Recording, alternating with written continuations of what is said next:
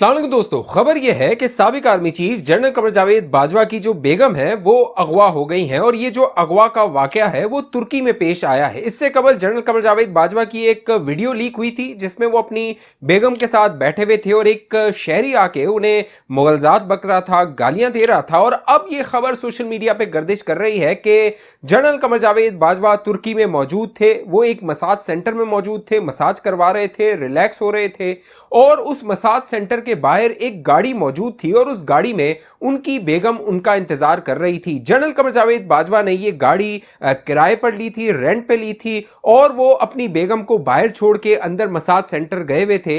लेकिन जब massage centre से वो बाहर आए, जब जनरल कमर जावेद बाजवा, तो उनकी जो बेगम थी वो गाड़ी में मौजूद नहीं थी। जब जनरल कमर जावेद बाजवा ने आसपास पता किया तो उन्हें पता ये लगा कि उनकी जो बेगम है उनको चंद लोग लेकर गए हैं, अगवा करके लेकर चले गए हैं और वो जो गिरोह है जिसने उनको अगवा किया उनका ताल्लुक जिस्म फरोशी से है, जो तुर्की में ये सारा मामला करता है।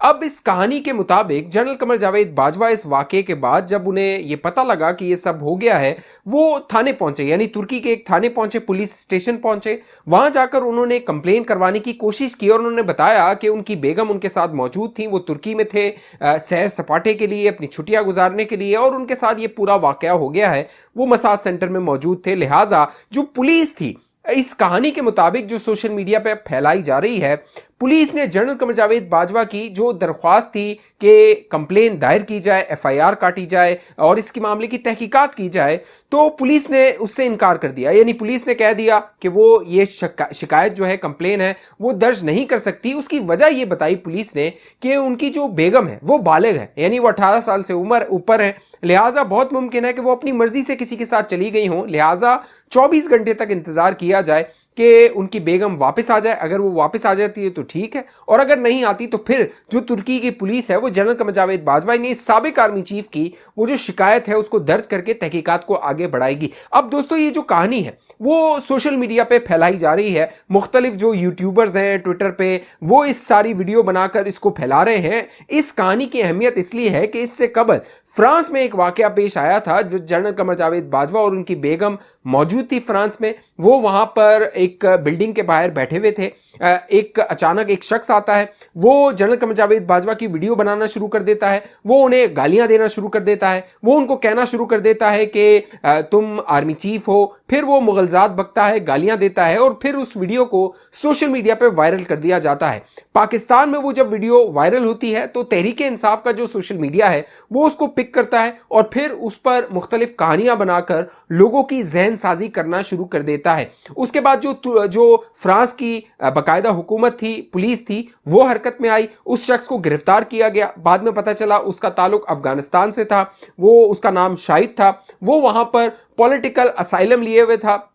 वहां पर उसके खिलाफ फिर सारी तहकीकात हुई, मामला हुआ और बहुत मुमकिन है अब तक उसको मुल्क बदर भी कर दिया गया हो। लेकिन अब ये जो खबर सामने आई है कि जनरल कमर जावेद बाजवा की बीवी को अगवा कर लिया गया है, अब ये खबर भी जो फैलाई जा रही है वो जो तहरीक इंसाफ का प्रोपेगेंडा सेल है, झूठ फैलाने की एक मशीन है सोशल मीडिया पे, उसकी जानिब से ये कहानियां फैलाई जा रही हैं। हालांकि जनरल कमर जावेद बाजवा के जो करीबी जराए से दावे सामने आ रहे हैं उसके मुताबिक जनरल कमर जावेद बाजवा पाकिस्तान में मौजूद हैं, वो अपनी बेगम के साथ मौजूद हैं, उनकी बेगम भी पाकिस्तान में मौजूद हैं, वो खैर खैरियत से हैं। और यहां तक दावा किया जा रहा है कि जब जनरल कमर जावेद बाजवा को इस खबर के हवाले से बताया गया कि उनके और उनकी बेगम के हवाले से ये मालूमात सोशल मीडिया पर फैलाई जा रही है और इस पर बाकायदा इसको ब्रेकिंग न्यूज बनाया जा रहा है और इस तरह का तासुर दिया जा रहा है चंद जो तहरीक इंसाफ के हमदर्द हैं या सोशल मीडिया एक्टिविस्ट हैं उनकी जानिब से कि ये बहुत बड़ी खबर है, ये मेन स्ट्रीम मीडिया पे आपको खबर नजर नहीं आएगी, लेकिन हम सोशल मीडिया पे आपको ये खबर दे रहे हैं।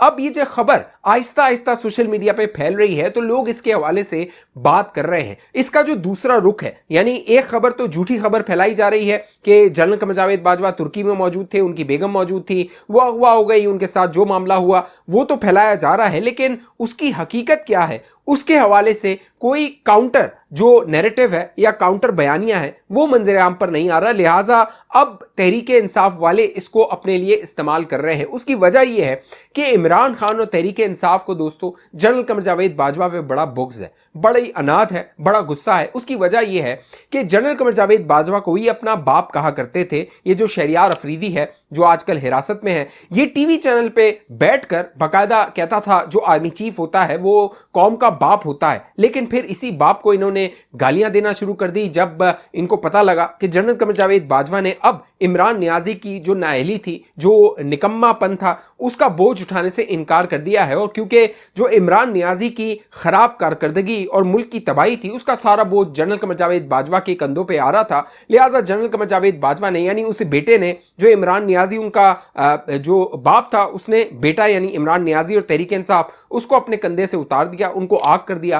फिर जो इमरान खान था उसने जनरल कमर जावेद बाजवा के खिलाफ पूरी एक मुहिम चला दी। अब दोस्तों मामला यह है कि जो सोशल मीडिया है इसको उस वक्त की जो एस्टेब्लिशमेंट थी जब जनरल आसिफ गफूर DGIS-PR हुआ करते थे, उसके बाद फिर दूसरे जो DGIS-PR आए, उनके बाद एक पूरी जो जनरल कमर जावेद बाजवा की कह लीजिए मीडिया टीम हुआ करती थी, वो सोशल मीडिया को इस्तेमाल किया करती थी और उसको नाम 5th जनरेशन वॉर दिया करता था। इस हवाले से तहरीके इंसाफ का जो मीडिया सेल हुआ करता था और ये जो सोशल मीडिया हुआ करता था इसको इस्टेब्लिशमेंट इस्तेमाल करती थी, बाकायदा इनको लाइन दी जाती थी। ये जो इमरान रियाज खान, साबिर शाकिर, समी इब्राहिम, जो मोहित पीरजादा, इस तरह के जो यूट्यूबर हैं और जो सहाफ़ी हैं, इनको इस्तेमाल किया गया, इनको लाइनें दी गई, इनको फाइलें दी गई और इनके जरिए प्रोपेगेंडा करवाया गया। अब ये जो पूरा प्रोपेगेंडा था, अब ये जो इस्टेब्लिशमेंट है इसके गले पड़ गया है और अब इसको इस तरह की झूठी कहानियां भुगतनी पड़ रही हैं।